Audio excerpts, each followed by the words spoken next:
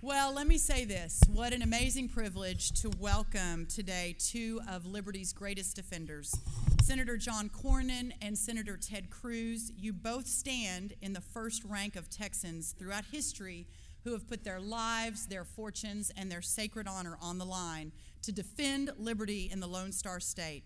In doing that work, we now understand you have defended liberty in America too, and there is no more noble calling. Though these men hardly require introduction, I will briefly synopsize the careers and achievements of our U.S. senators from Texas. First, Senator Cornyn, after serving as a state district judge for 6 years, Senator Cornyn was elected to the Texas Supreme Court in '90, re-elected in '96.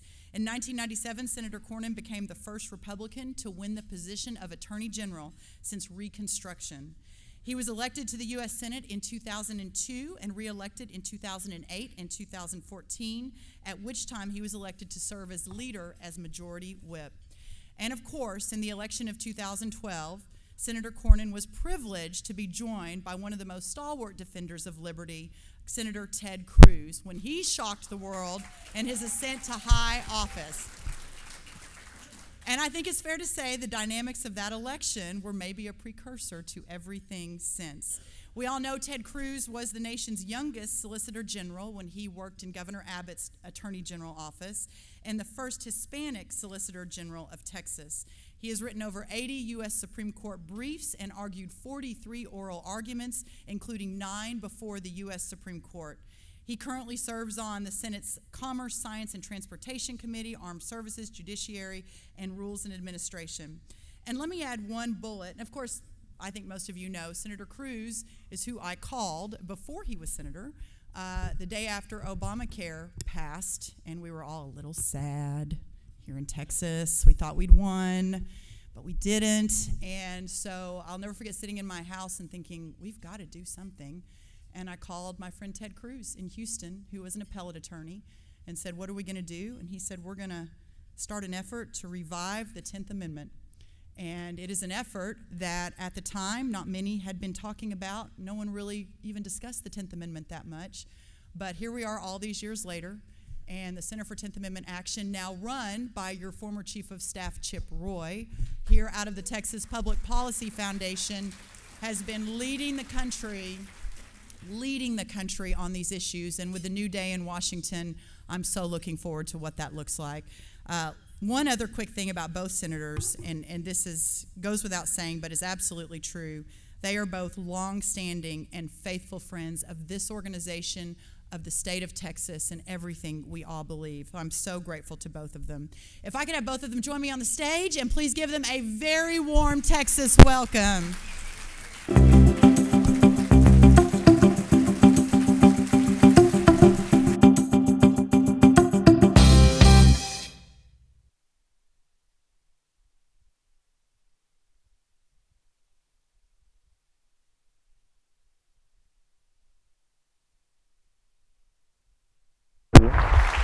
John?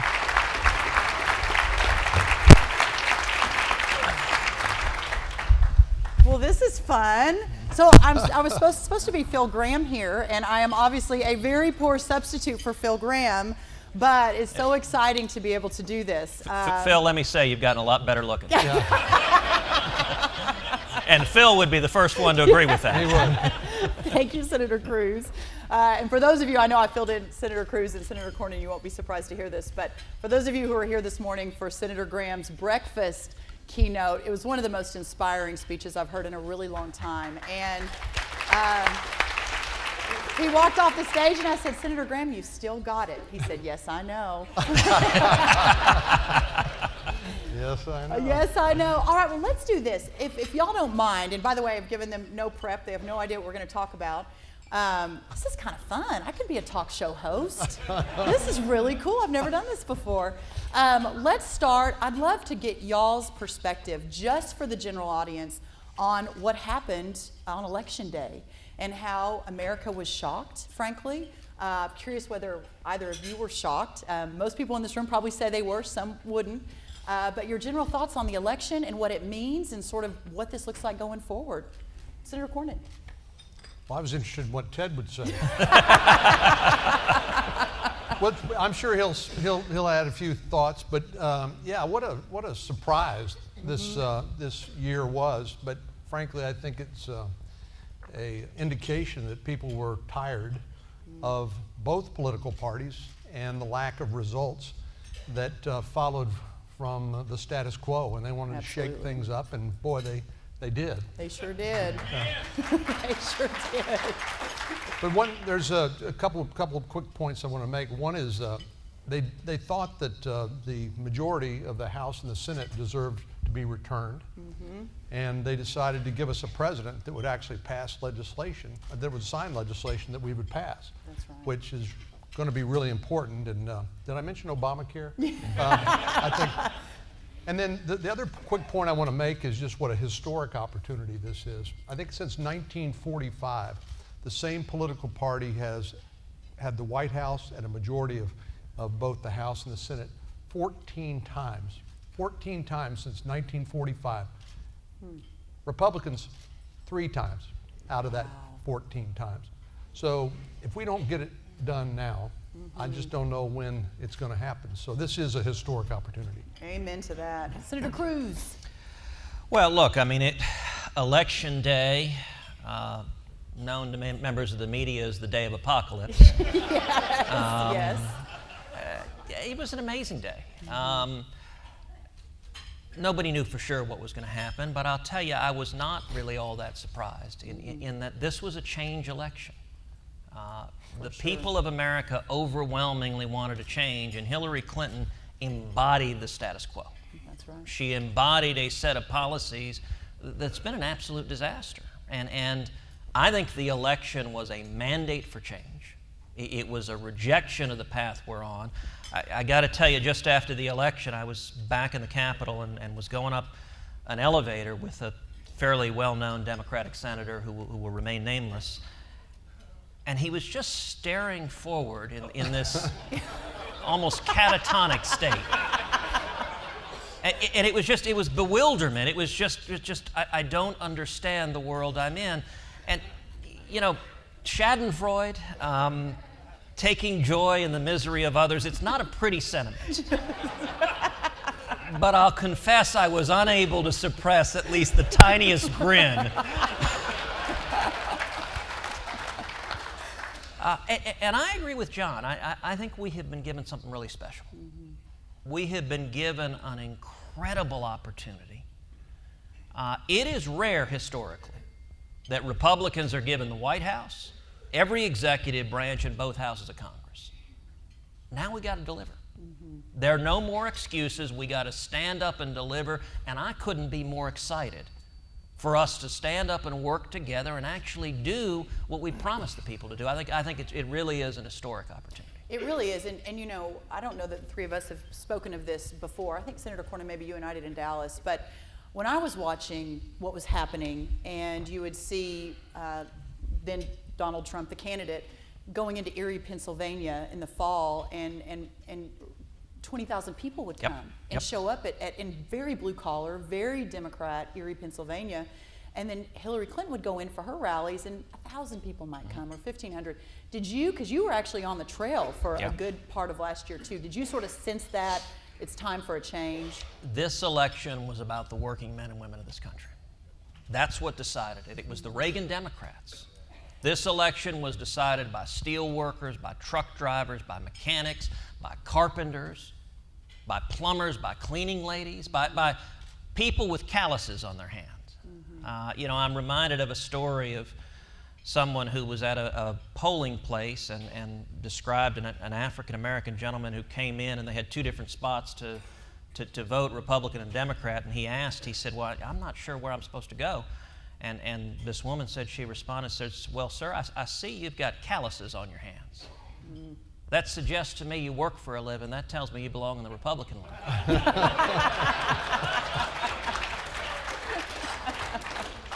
Senator Cornyn, did you also get a sense of the feel of the sea change that seemed to be underfoot? That now when we're looking back, and I'll say this too, you know, in the last 8 to 10 years, 1,000 state legislative seats have moved from blue to red. So 1,000 more Republicans are now seated in state legislatures across the country than there were before Barack Obama was elected president. And the same with the the state senates, the state houses. So many across the country have flipped from blue to red in just 8 years. I think the total number, they call it the trifecta, but states that have all three, the House, the Senate, and the governorship, of course, crazy Nebraska has their own little tan thing going on. They don't have both of those. They only have one, so we take Nebraska out. But I think it was 8 years ago, we're all completely red. And today it's almost 27. I think we've gone from 9 to 27 states. So while everyone seems shocked, in the media and many of us at the results of the presidential election, when you look back, it's what's happened, and the government closer to the people seems to be moving in more of a freedom-oriented direction. Maybe it isn't so shocking. Thank you, Obama. Yes. Well, it's always tempting when you're in power to try to maximize what you can do when you're in power. But I think the Obama administration and Democrats in the House and the Senate took it to such an extreme that it backfired on them, and unfortunately on the American people as well. And so today the Democrats have 48 senators. They had 60 at the height after the 2008 election. They're in the minority in the House of Representatives, and as you mentioned, all across the state houses and governors' mansions in the United States, we've seen a movement in our direction. And frankly, I think one of the most important messages of this election is that people are not comfortable with power being centralized in Washington, D.C. There's some things that have to be done. That's right. There's some things like national defense have to be done in Washington, D.C. But I'm hard pressed that after that to describe things that are actually done better there than they are in places like Texas. And of course, as Louis Brandeis called the states the laboratories of democracy, what we've been able to demonstrate is a better way here in Texas, thanks to TPPF and thanks to great leaders in the legislature and the governors of Texas who have demonstrated that our philosophy and our is not just academic or philosophical, but it's actually practical. It delivers a better result in terms of the prosperity and quality of life for the American people. Amen. Well, that's very nice you just mentioned that, because my next question, now let's talk about Texas. What do you guys think? I didn't read your notes at all. I know. I think maybe you're looking over my shoulder. We talk a lot here about the Texas model, and I know for those of us that have been doing this and at this for a long time, we are very proud of what I believe to be a move to a lot less government and a real focus on how do we get government out of the lives of everyday Texans in this state. Now we can talk about the locals later. That's a whole other issue. But as far as the state government goes, and I think per the laboratories of democracy, it's been really encouraging. And when you look at the numbers, a state like California, which has twice the taxes, twice the size of the state government, and twice the poverty we do in Texas, that's an extraordinary story that we need to be telling. So how do you guys see, as we move into a new era in Washington, D.C., how do the lessons of Texas specifically potentially mold where we see the government of our country moving with this White House and the U.S. Senate? Well, look, I think Texas, we understand some basic principles. Number one, we understand freedom matters. This is a state that was built on freedom. I like to describe Texas as America on steroids. You take every value that built America, and Texas focuses those values. We've got a frontier mentality that I think Texans, we inherently view, give me a horse and a plane and a gun and an open field, and I can conquer the world. And what Texas has demonstrated powerfully is that when you get government off the backs of small businesses, when you lift the tax burden, you lift the regulatory burden, you keep people safe, and other than that, stay the heck out of their hair, amazing things happen. Amen.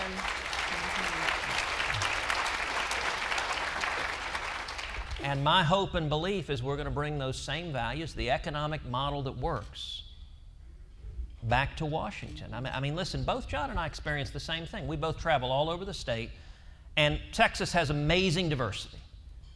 And yet one of the things that strikes me is despite all that diversity, how much there is in common. It doesn't matter. You can be in East Texas, West Texas, you can be in the Valley or up in the Panhandle, and the number one priority of Texans all over this state is over and over and over again jobs. That's what you hear. I want jobs, I want more jobs, I want wages rising, I want to be able to provide for my kids. You don't see Texans saying, take care of me. You see Texans saying, give me an environment where I can take care of me and I can take care of my kids and I can achieve my dreams. And that's what I believe in the next 4 years we're going to do everything possible to bring to Washington and to bring to the country. Amen. Well, what I would just add to what Ted said is that clearly people are voting with their feet for what they consider to be a better opportunity for them, as Ted indicated. 1,200 people a day moving to our state. Now, some people have asked me, do you worry that all these Californians moving to Texas are going to change the nature and character of our state? And I said, well, no, not really, because these are the ones who are fleeing. That's exactly right. A system of government and with all the things we know that stifles individual liberty and economic growth and prosperity for something better. And so I'm not too worried about that. But let me just say amen to what Ted said about the diversity of our state. I think most people in this world in which our Democratic friends focus on identity politics, they assume that just because you're a minority, Hispanic or African American, or maybe you're from India or whatever, that somehow you naturally have to believe a certain way. What's attracted the diversity that Ted alluded to earlier is the opportunity. And I'll just mention one thing. I had recently a meeting with Congressman Ted Poe in front of a Korean American community group in Houston, Texas. And I just was thrilled to hear Ted explain to them the difference between y'all and all y'all.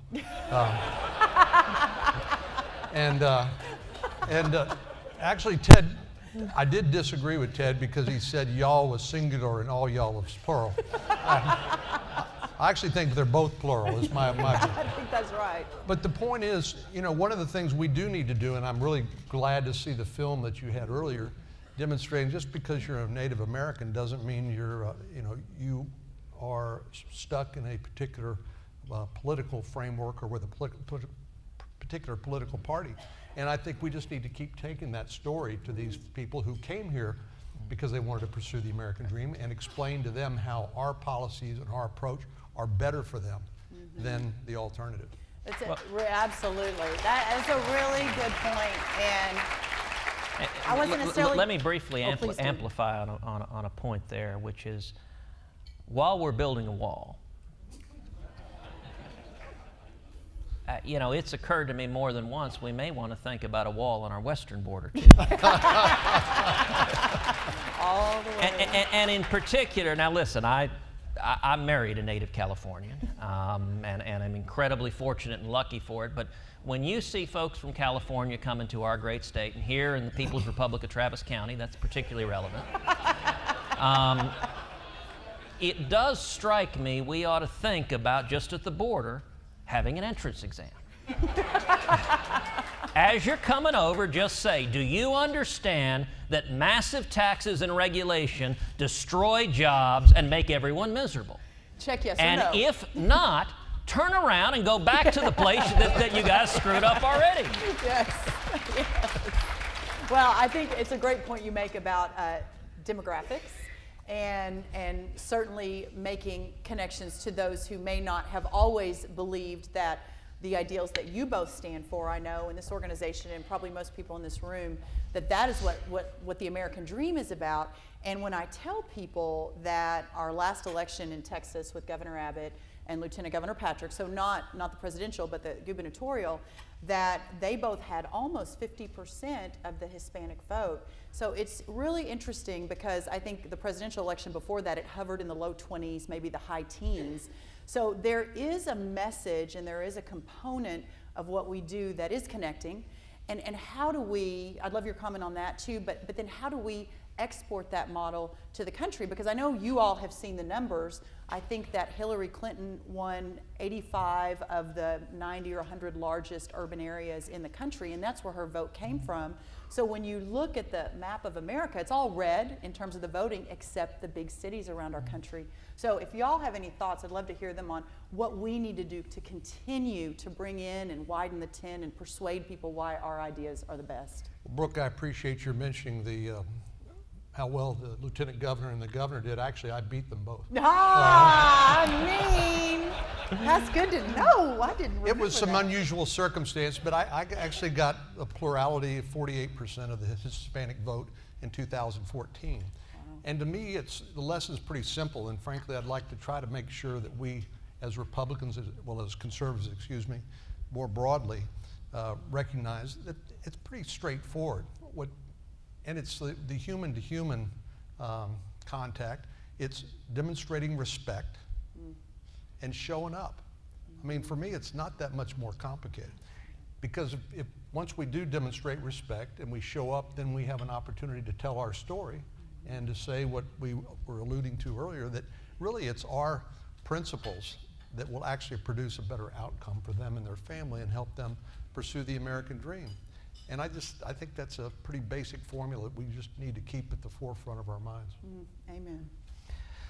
Well, look, when you talk about the Hispanic community, I think that is clearly a major issue that we need to be thinking about. It's not complicated. Texas is right now a majority-minority state. We are on a path to being a majority Hispanic state. And I think the Democrats want desperately to try to turn the Hispanic community into the equivalent for their party of what much of the African American community has been, which has been a very reliable voting bloc with big majorities. I don't think it's going to work. And the Hispanic community, particularly here in Texas, we're a very conservative community. The values in the Hispanic community, faith, family, patriotism. An interesting point about Hispanics people don't always realize, Hispanics have the highest rate of military enlistment of any demographic in this country.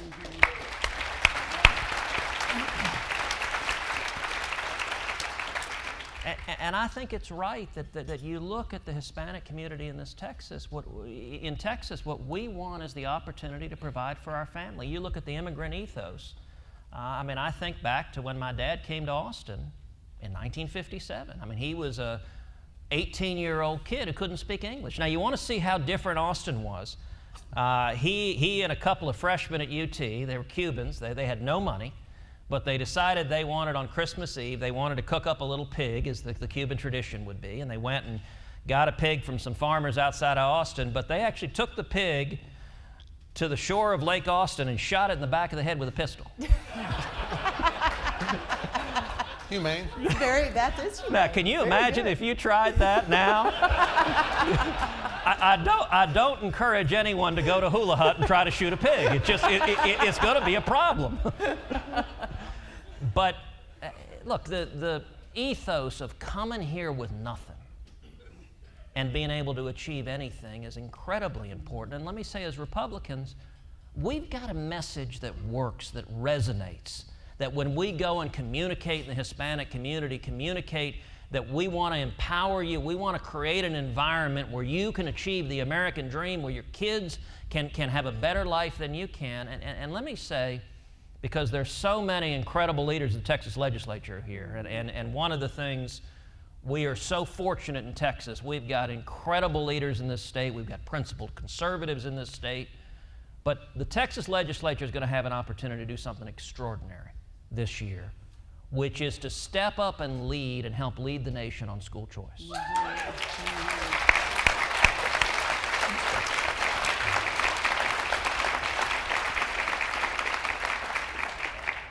And I just want to underscore, I believe school choice is the civil rights issue of the 21st century. I think school choice is an issue. If you want us to connect in the Hispanic community and to connect in the African American community, you look at every time you do polls in those communities, you see 60, 70, sometimes 80% support for choice. And it's not complicated because people want their kids to have a better life. And so I could not encourage state legislators more to take up this issue, to show courage, and to empower our kids. I think every child in Texas, every child in America deserves access to a quality education, and it doesn't matter the color of your skin, it doesn't matter your race, your ethnicity, your zip code. You deserve a chance, and that's what school choice is about. Thank you, Senator. Let's turn our thoughts to D.C. a little bit. Things, of course, change next Friday, and you all, I know, have your own list of priorities, and you're a little busy moving some of the appointments through as well. But Senator Cornyn, maybe we'll start with you. With this new presidential administration, how does your going on offense, how does that change for you? What do your priorities look like moving into this next year? Well, the Senate, of course, is in the personnel business because we confirm the president's cabinet and various sub-cabinet positions. So we took the first step to keep our promise to the American people that we would repeal and replace Obamacare. We did that just this week. Yeah. Now, our Democratic friends who, of course, shoved through this partisan legislation with 60 votes when they had the White House and they had 60 votes in the Senate and the House, they're a little bit upset with us. But the fact is we have to keep that commitment to make health care more affordable and to give people choices and to choose where they get their health care. So that's job number one after we finish the confirmation process. Then we're going to pass another budget and get reconciliation instructions to do tax reform. That'll be in the springtime. But I'm so excited about, as Ted alluded to, the new administration and what the power of the administrative state, which has been strangling our economy and small and large businesses alike for so long, because the first thing I think President Trump is going to do is to issue a number of executive orders rescinding a lot of the Obama executive orders. We're then going to, many of his cabinet officials like Dr. Price at Health and Human Services will be able, through the administrative process, to change the regulatory environment in healthcare. And then we're going to reestablish America as a leader in the world affairs once again.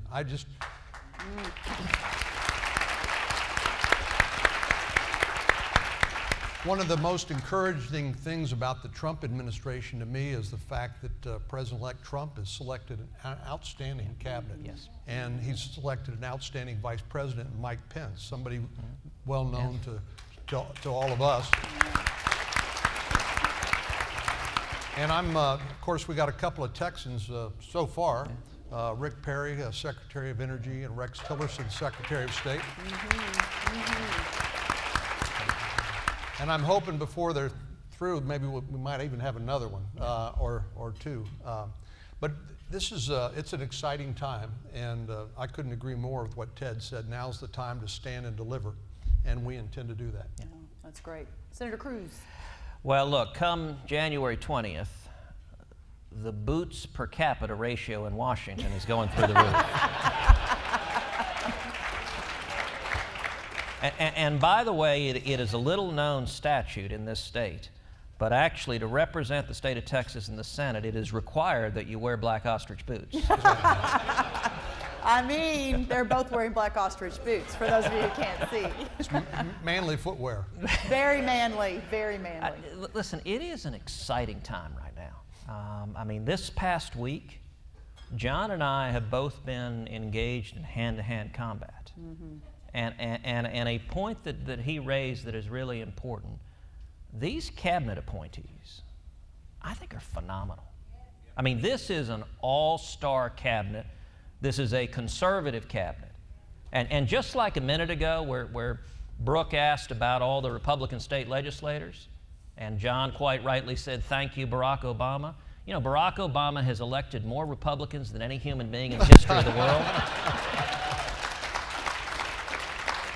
And in fact, I'll tell you something else Barack Obama has done. He's sold more guns than any individual in the history of the world. I think Smith & Wesson ought to give him a Lifetime Achievement Award. But at the same time, you want to know one of the biggest reasons why this cabinet's so conservative? You can thank a charming individual named Harry Reid. And you may remember a couple of years ago when Harry Reid used what was called the nuclear option. And he blew up the rules of the Senate, said no longer is it 60 votes to confirm a cabinet member, it's 50 votes. And I remember at the time of the vote, a whole bunch of us, John and I, were both telling our Democratic colleagues, you're going to regret this. You are not going to be happy you've done this. This is a mistake. And I remember telling Democratic senators on the Senate floor, I said, look, the consequence of this is going to be two things. Number one, you're going to see a whole lot more Antonin Scalias and Clarence Thomases on the Supreme Court.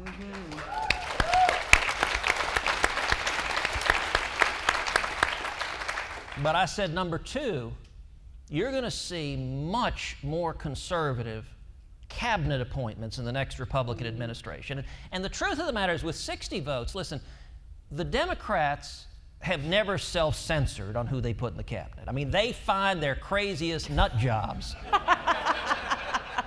and promote them. And unfortunately, Republicans, we've demonstrated we'll confirm almost any of the nut jobs. But on the Republican side, we've always self-censored. We've always said, well, it's got to get through, you got to get 60, and so we've held back. You look at this Trump cabinet, if we needed 60 votes, if we needed 8 Democrats to get confirmed, it's not hard to see a whole bunch of these appointees who would never have been appointed. Look, Jeff Sessions as Attorney General is a rock-ribbed conservative. If we needed 8 Democrats, that would have been a much harder appointment. Scott Pruitt at EPA?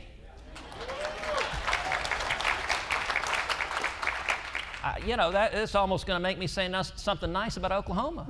I love Oklahoma. I love Oklahoma.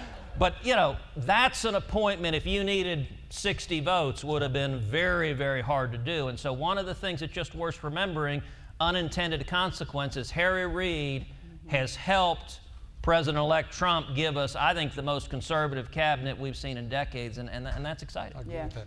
Agreed. So speaking of unintended consequences, I know there have been a lot of discussion and back and forth, and especially from around the country, on the filibuster issue.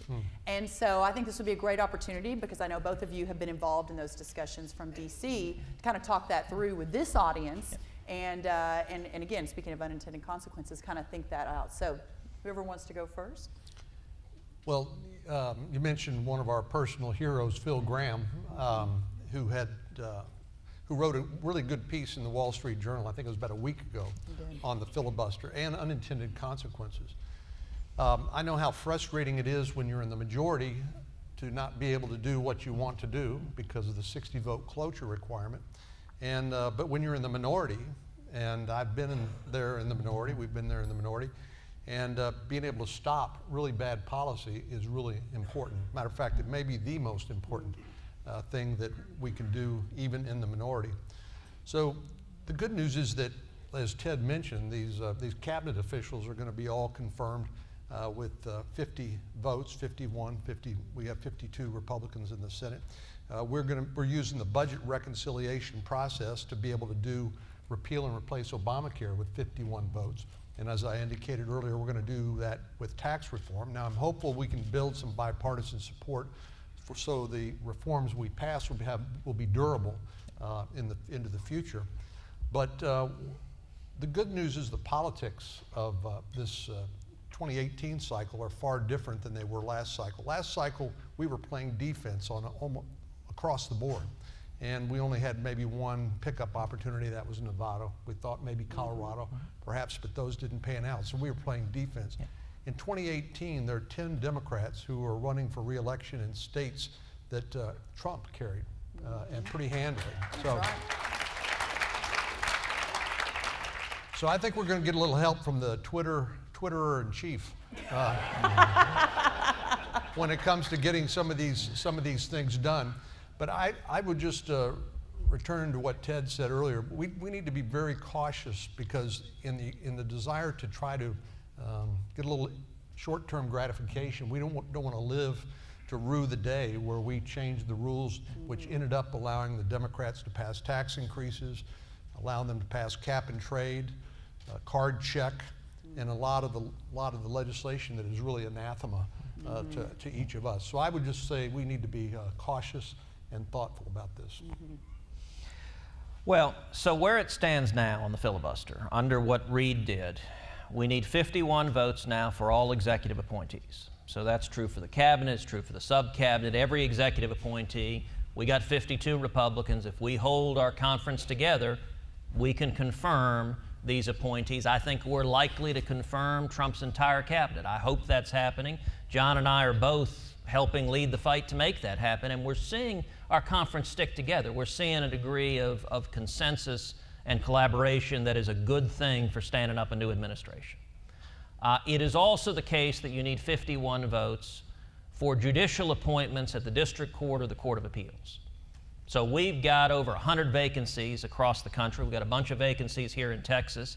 I can tell you for John and me, that is a big priority. We are going to be moving, and I hope and believe moving quickly with the new administration on filling those judicial vacancies.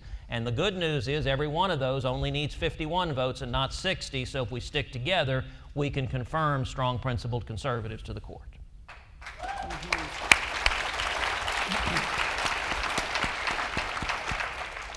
The two areas where there's still a 60-vote threshold are Supreme Court justices and legislation.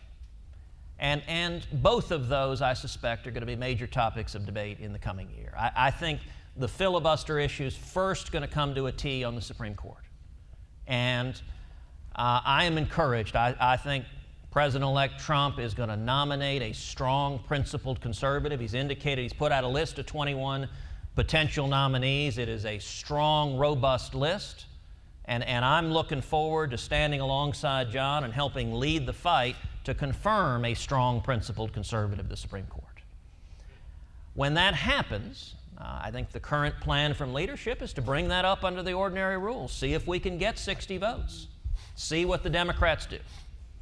And I got to tell you, I am concerned in that I think the Democrats' reaction to this election is that many of them have been radicalized, that the lesson they've taken was that Hillary was too moderate and that they need more Bernie Sanders and more Elizabeth Warren. So if they go down that road and if they all stick together, we may be facing a scenario where the Democrats are resolved to filibuster any Supreme Court nominee. I hope that's not the case. I hope we get 8 Democrats. We're going to work hard to do that.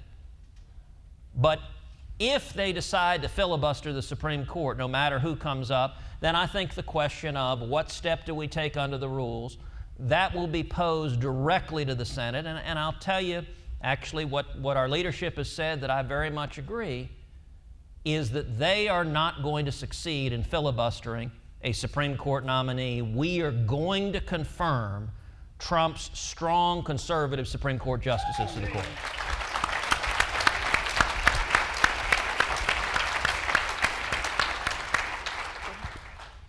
Yeah, Ted's right. We're going to leave all our options on the table. I think That's that's all. great. That's all I'm going to say. That's all. That's all. Okay, so let's do a quick fire round. This is going to be fun. So talking about Trump's cabinet picks, I know we love all of them, but sort of like your children, you love them all, but you like some more than others on any given day, and it always changes. I have 4 children, so so we love them all, but who are you most excited about? Who, when the name came down, or when you were speaking with President-elect Trump, and I mean, who were you like, yes, this is so great, and it's going to be transformative? Jeff Sessions. Jeff Sessions, love it. Well, Jeff's tremendous, and all of them are great, but of course we have to start with the Texans first. Rick Perry at the Department of Energy, Rex Tillerson as Secretary of State. But I have to tell you that, we alluded to this a little bit earlier, just in terms of the way that President Obama has let everybody from Vladimir Putin to Bashar al-Assad push him around. And so much of what my conversation with Mr. Tillerson, he's had to negotiate with Putin over the years as the CEO of ExxonMobil, and he basically told me, he said, well, Putin's not all that complicated. He said he respects strength, and when he senses weakness, he will run all over you.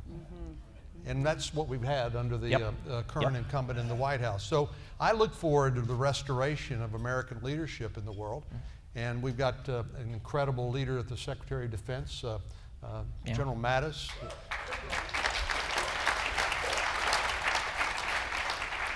Mike Pompeo of Kansas, who's the new CIA director, who will be confirmed.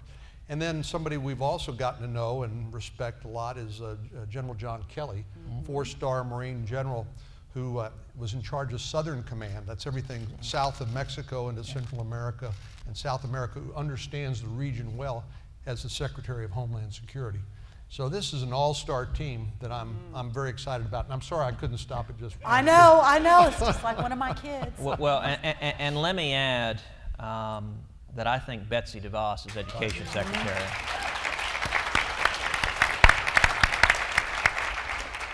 That is a bold pick.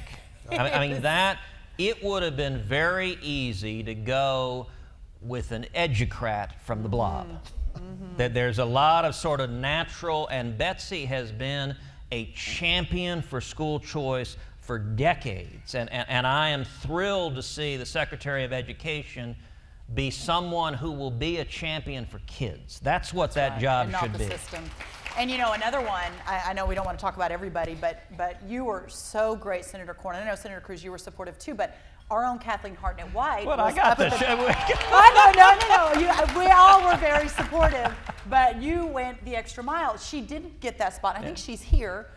She will probably be announced very soon as a very high level somewhere in D.C. and somewhere else. I can't completely tell everyone. But Scott Pruitt, I read an article, and he's great. He is a really great guy. I read an article that said— For a guy from Oklahoma. For Oklahoma. I mean, you know, you got to couch that just a little bit. But he is from Oklahoma. But how unusual it is for our side to appoint someone like Scott Pruitt to lead the EPA, because our side, when they're in the White House, has always sort of thrown a bone to the Greens. Right. And so they've appointed someone that's a little more on the left in terms of climate science and some of the green energy renewable things. And so, my goodness, that was about as bold, too, as Betsy DeVos. Absolutely. Yeah. Don't forget Andy Putzer at Secretary of Labor.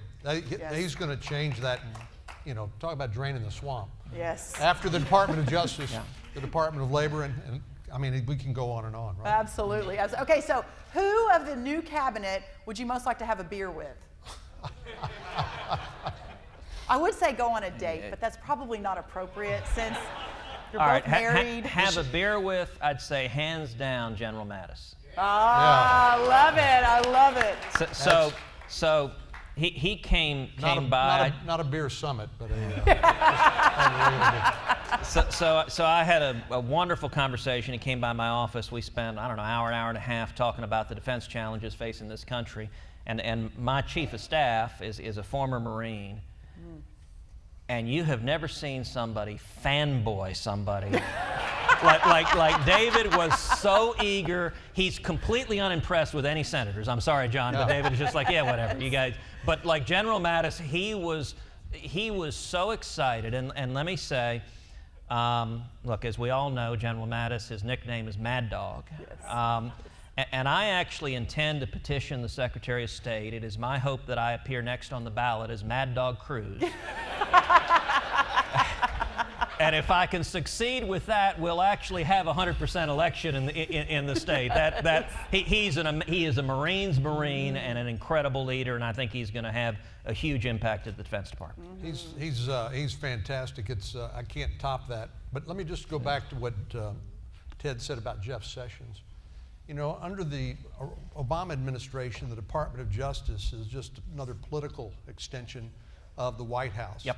And I know of no one, other than maybe Ted or me, who would do a better job of restoring the rule of law to the Department of Justice and the AG's office than our friend Jeff Sessions. He's it is going to have a ripple effect that we can't even really, I think, fully appreciate at this point. But it's going to be good. You know, the stories of General Mattis are, and by the way, if you haven't Googled General Mattis's top quotes, do it immediately, because it really is some of the greatest reading you'll ever have. But there are stories, and I have not spoken to him directly to confirm this, that wherever he goes in the military through his entire career, they had to get an extra moving truck to move all of his books. That he is such an intellect, and that wherever he would be assigned next, whether it was Afghanistan or Iraq, he would spend months preparing and reading everything he could get his hands on. Which again, you hear Mad Dog Mattis, you read his quotes, you don't really think about him as an intellect, but you can sort of see why I think President-elect Trump wanted to maybe jump the statute a little bit and try and change the rules to have him He up is front. a learned and erudite man, and one of my favorite quotes of his, and I may misquote it slightly, but it's something along the lines of, be polite, treat everyone with courtesy, and be prepared to kill everyone in the room. That's exactly right. Have a plan in the back of your head to kill everyone in the room. I think That's one of the stories about, and we'll get off at General Mattis here in a minute.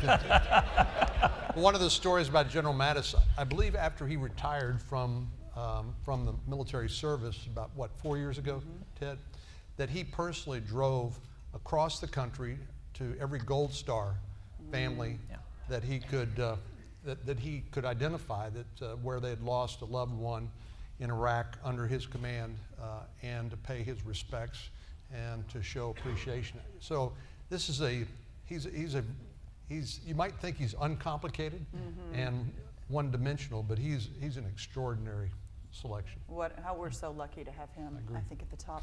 So we have a lot of legislators and legislative staff in the room. What would any piece of advice to them as we move into, as you know, we only meet every other year in Texas, which is great. But as we move into this sort of next round of a couple of months and the slog that is the Texas legislature, what kind of advice do you all have? You know, I'm sure they're eager to hear our advice, right, Larry? They told me they were. Senator Hancock called and said, be sure and ask them some advice for us. I mean, you know, first heal thyself, right? So, no, I don't have any advice, but when you were talking about the Texas model earlier, Brooke, I couldn't help but think about Governor Perry, who said, occasionally people will talk about it as a Texas miracle. And he said, it's not a miracle. He said, you know, I do believe God has supremely blessed the state of Texas, but this is the Texas model. It's not supernatural, it's practical, it's the right policies being implemented to create the environment where people can prosper and find work and pursue the American dream. So in my book, the Texas legislature has done an outstanding job, together with our great governors, from Governor Bush to Governor Perry and now Governor Abbott, and of course the Lieutenant Governor, which is always the most powerful position in the state government, at least it always has been reputed to be. But I don't have any advice for you except keep up the good work. That's great. Yep. Well, and I'll concur with John that actually, if anything, the advice needs to come the other way. The other direction. Look, Texas, we've got it really good. You look around at the men and women who are gathered here or serving. There are principled, strong conservatives in this room, and what's nice is in many ways, you know, the debates in the Texas legislatures are between a number of good options. You know, how are we going to further protect liberty? How are we going to create an even more attractive environment for small businesses to grow? How are we going to keep Texans free? That's a fabulous model, and you know, to all the folks in the Texas Ledge, I just say, you know, imagine you were sitting here next to Chuck Schumer and Nancy Pelosi. And I will tell you an encouraging story. I was visiting some time ago with a CEO of a big company that had moved from California to Texas, and we were having a great meeting, talking about all sorts. And my question to the CEO was just, look, what can we do to help grow the company even more, to help more jobs, to help raise wages, to help expand? And he stopped midway through, started shaking his head. He said, I've never had friends in the congressional delegation. And I just said, well, welcome to Texas. I said, we like jobs. Heck, even the Democrats like jobs. They don't know how to get them, but they like them. And that is a wonderful thing. So that would be my word to the Texas legislature is bravo, and keep fighting to defend freedom. Amen. It's an interesting point because as President-elect Trump moves into the White House and as it's a sort of a new day in Washington, and if we are able at the federal level to, forgive the term, but drain the swamp, as President-elect Trump likes to talk about on the campaign field, what that really means, frankly, is devolving a lot of that back to the states. Absolutely. And so I know probably on behalf of all the state legislators who are here, and I'd love your thoughts on that too, whether it's healthcare or energy or education or whatever the big issues of the day happen to be, and if the White House and we all are successful, what that means is our leaders here in Texas are going, whether it's Medicaid, are going to be taking on a lot more, I think, leadership on those issues as we work to do that. Well, that's the good news, bad news. The good news is we're going to devolve that authority to the states in so many areas. The bad news is you're going to have a lot more to do. But you can do it. Yeah. So obviously starting with Obamacare, that's one of the chief goals. While Obamacare primarily was affecting the individual market, which covers about 11 million people, obviously Medicaid and the Medicaid expansion in some states, a very flawed program, and without reforms, I just couldn't in good conscience support the expansion. And I believe I know Ted's in the same place. But if we can either produce an across-the-board waiver, and the state can use that money either to reform and improve the delivery of health care services. One simple thing that the state could do is use the money and let people buy private insurance through a premium support model. But there's a lot of really good ideas. So Medicaid, I think flexibility is going to be big, and I know what a big expense item that is for the state. And then a lot fewer mandates from the federal government, and a lot more individual choice and a lot more competition in the free market, which I think is going to improve not only price but quality of service. So starting there, and we made made a start at least in education with the Every Student Succeeds Act, but I think there's a lot more we can do there, and Ted's already alluded to education and the importance of that in terms not only just across the board, but in terms of our messaging to minorities who don't necessarily consider themselves conservatives, but who see education as the key that unlocks the door to opportunity and pursuing their dreams. Amen. You know, I think we have an opportunity in the next year to have a whole series of incredible victories. You know, if you look at most administrations, the vast majority of what gets done in the first 2 years and often in the first 100 days. And one of the things I'm excited about is I think we're teed up. Number one, I think we're going to confirm, as I said, an all-star group of cabinet leaders, and we're going to get them confirmed and move them through the Senate. I think that's starting off with a big victory. Number two, I believe in the coming weeks, we're going to repeal Obamacare. We will.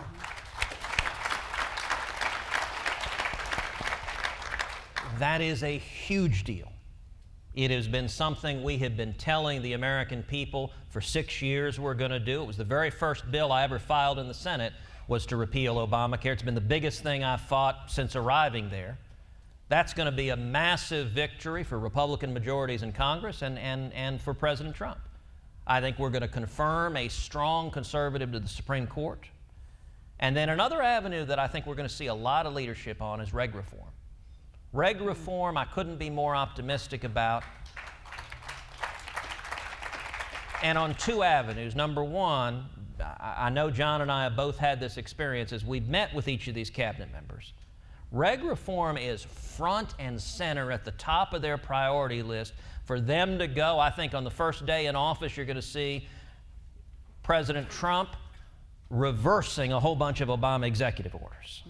I think you're going to see cabinet members taking on the most egregious regulations and working to undo them. And I know we're going to see in the Congress taking up, using the Congressional Review Act, which gives us the power to go after certain regs. We can do that with 51 votes. The Democrats can't filibuster it. And so John and I are working together to take out many of the worst regulations.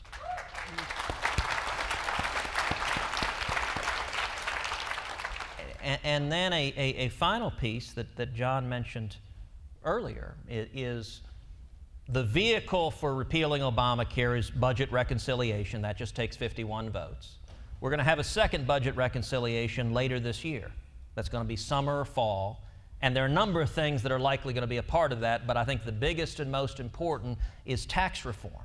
And I am excited. I believe before we end this year, we're going to see a significant tax reform.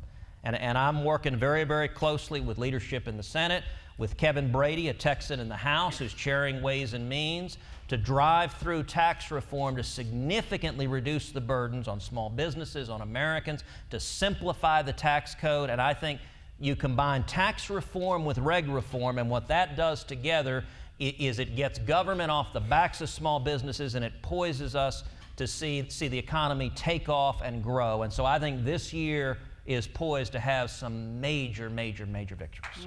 That's exciting. Okay, so we just have a couple of minutes left, so I have some really hard questions for y'all. First. What's our favorite color? Yes, no, but close. You both are the fathers of 2 daughters. Senator Cornyn, you're a little bit ahead of Senator Cruz. What advice do you have to him on raising 2 daughters? You know.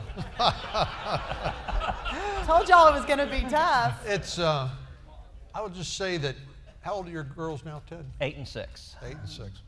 Well, the good news is that when they turn 20 or so, they actually become real live human beings. That is good news. The 12, 13, 14 is a little shaky, but they do actually become real human beings again, and I know you and Heidi will really look forward to that. How about it? How about your favorite movie? Jerry Maguire. Jerry Maguire, I love it. I don't know. The Princess Bride. The Princess Bride. I mean. Okay, and I do have to tell a very quick aside on that. So I've watched The Princess Bride kind of a few hundred times. And if prompted in the wrong circumstance, I have the ill judgment sometimes to recite some movie lines from it. And so I did it out on the campaign trail, and there were some videos online of me reciting lines, and from when Miracle Max is reviving the Dread Pirate Roberts, who's only mostly dead. And everyone under 50 knows what I'm talking about. And it so happened that Craig Ferguson, the late night host, had Billy Crystal on, and apparently showed him this thing and said, and Billy Crystal plays Miracle Max in the movie, and so Ferguson asked, what do you think of Cruz's impersonation, which is terrible, but it's what it lacks in skill, it makes up for in enthusiasm. And so he asked Billy Crystal, what would you say to Cruz? And Crystal goes, bye-bye, good luck storming the White House. And Ferguson turns to Crystal and says, do you think he'll win? And he goes, it'd take a miracle. Which are both lines from The Princess Bride, and I got to tell you, seeing Billy Crystal do that, I was like, all right, I can die a happy man. I'm done. That's pretty darn cool. My time on Earth is finished. Yes. Oh, that's fabulous. Anything else, again, as we wrap up, comments for this audience? Happy to be back. We're so glad you're here. Any kind of a wrap-up thought for everybody? Senator, we'll start with you since we started with Senator Cornyn. As I mentioned, this is an exciting time. This is a time where an awful lot of the issues we've been fighting for, we can deliver on. I'll tell you, after the election, I brought all my staff together in the Senate office, and I said, the world has changed. Last 4 years, we have been facing a president who's a radical leftist, who despises Congress, whose values, looks down on the values of the American people. And I said, we've been in an opposition mode. We've been the loyal opposition, but our role has been fighting tooth and nail to stop bad policies that are hurting Americans. And that's something we worked every day to do. And what I shared to my team is the whole world has changed now. That's not our job anymore. Our job now is we have the opportunity to deliver on pro-growth, pro-freedom policies. And we need to be working every day to get those accomplished. And I think this opportunity I can tell you with the new administration, President-elect Trump, the cabinet, the transition team, we are talking to them every single day. Not only at the cabinet level, they are filling in strong conservatives at the sub-cabinet level, at the White House level, and we have the opportunity, which I hope we deliver on, to actually honor the promises we made. And so I couldn't be more excited. And I do think the combination of serving with John Cornyn, each of us have a different role in the Senate. John has a role in leadership. He's the number 2 member of the Senate on the Republican side, the majority whip. That is a big, big position for the state of Texas. It's so important for Texas. Yeah.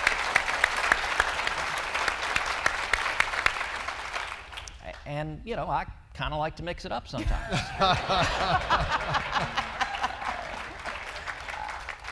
I do think that combination for the state of Texas is really potent for fighting for 27 million Texans. And I'll tell you, it is such an incredible privilege to have the chance to work for everyone here and work for people across the state. And it's a real privilege to do so at a time when the stakes couldn't be higher. Let me ask you a question, and I wasn't planning to do this. Are you surprised at how conservative President-elect Trump, I mean, no one probably can answer this question more poignantly than maybe you, Ted Cruz, but are you, I know you're encouraged, but are you surprised at what you've seen so far? I can make one promise about the next 4 years. It ain't gonna be boring. You know, I can tell you, look, when I went up to Trump Tower in New York, spent time there, I wasn't sure what the reception would be. You know, he and I have had, I guess you could say, an up and down relationship. A little bit of a roller coaster, yes. But I spent 5.5 hours there, spent a lot of time with the president-elect, with his team, and the message I conveyed to them is I want to do everything I can to lead the fight for us getting this done. And this week, John and I, we've been working on in the Judiciary Committee. Look, the Sessions hearings, the Democrats were coming after him. That's a Department of Justice. The reason why I said I'm most excited about Jeff Sessions is because the Department of Justice touches so many areas. There's been so much mischief done with 2 lawless attorneys general that having a principled conservative there has the ability, and I believe Sessions is going to deliver on that, to turn things around. And so what I can say is I'm thrilled by what we've seen, and I want to do everything I can to encourage more and more and more of it. And as long as we're honoring the promises we made to the American people, I'm going to do everything I can to help that happen. That's excellent. That's excellent.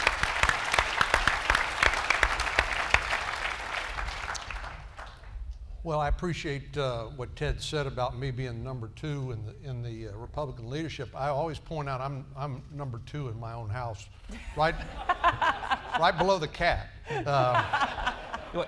With 2 daughters, how did you make that happen? Well, they're grown up and out of the house now, so there's not a lot of competition. There's just me and the cat.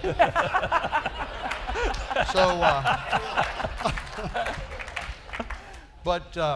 It's been a privilege of a lifetime to be able to represent the state of Texas in the United States Senate, and I agree with Ted. This is just such a historic opportunity, and I agree that Ted and my style differs occasionally. Did you notice that?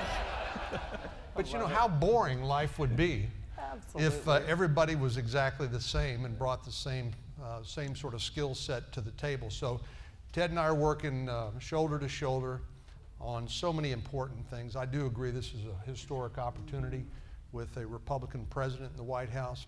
And the thing, frankly, Ted, that I'm most excited about is the fact that there are 103 federal judicial vacancies across the country.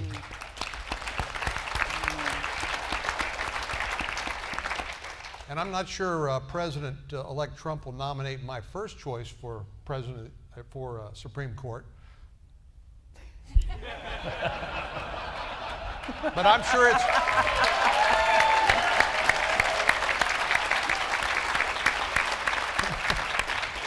But I'm sure it'll be a solid pick, and I look forward to not just changing things for the better here in the next 2 years or 4 years, but literally for the next 25 or 30 years by reshaping the majority of the United States Supreme Court, changing the composition of the federal judiciary. Look, you know, Ted has spent his professional life as a lawyer. As a recovering judge and a recovering lawyer and attorney general, and we realize it's not our first choice to see the judiciary as a policy-making role. I think that's an abuse of that power, frankly. But we have to realize what has happened, and the Supreme Court, for example, has become a policymaker of sorts, and hopefully a little bit less. Hopefully they'll defer more to what the legislatures and the elected representatives of the people say the law should be. But I think this is a great opportunity not only to restore the rule of law, but to also honor our constitutional roles for our state and local government and we as individuals, and again, to devolve more of that power outside of Washington, D.C., and to be able to continue to demonstrate, thanks to so many of you here, that good policy does make a big difference. It's not just about personalities. It's about good policy, because good policy is good for everybody, regardless of your race or ethnicity, where you came from, how you pronounce your name. And we've got a chance to continue to demonstrate that here in the state of Texas, thanks in large part, frankly, Brooke, to some of the great work that TPPF has done, criminal justice reform, just to name one. And we look forward to continuing to work with you in the coming exciting year. Thank you. Help me thank our senators.